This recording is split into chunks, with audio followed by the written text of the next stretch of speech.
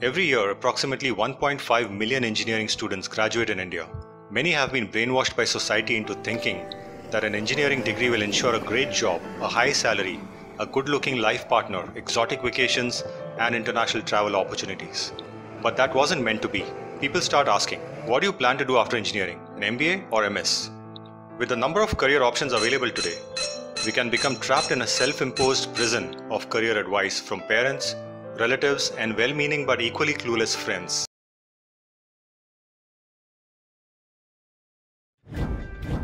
In a nutshell, there are 4 options an engineering graduate can choose from: a master's degree abroad, an MBA degree in India, an MBA degree abroad, taking up a job in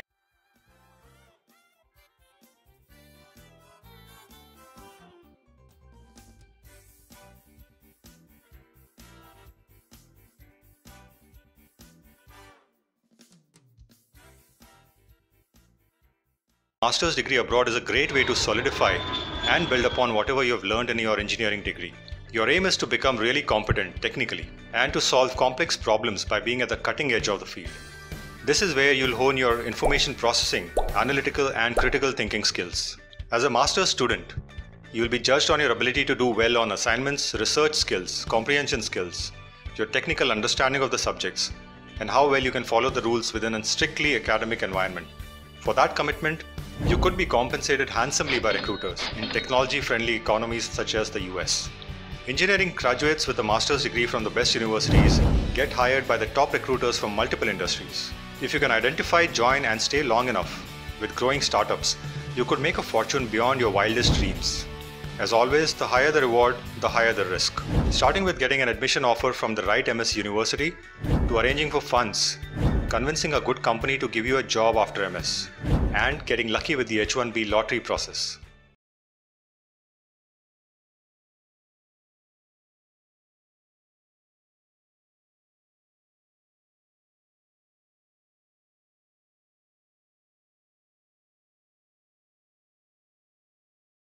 A traditional 2-year MBA in India is a popular option for many graduates, especially those who disliked the engineering specialization they chose, or were pushed into it by parents, academic grades, and their past life sins. A master's degree is obviously a bad decision in this case, as it pushes you into a deeper rabbit hole. Instead, if you enjoyed the non-academic activities in college, such as raising funds for college festivals, taking care of logistics for mega college concerts, convincing the tight-fisted upper management to give you funds for a marketing campaign, or organizing non-profit activities, an MBA could provide a good nurturing environment to hone these non-technical skills. An MBA will help you build a range of hard skills and soft skills needed to be sought, covers pretty much the same subjects as the ones back in India, but at a much higher cost and possibly a much higher return on investment. The advantage is that you'll get to interact with a wide variety of people from different backgrounds on a global arena. This will be a very valuable asset to your international career. What's explore what you're good at and what you want to do in the future. You've dedicated 4 years of your life to earn a technical degree.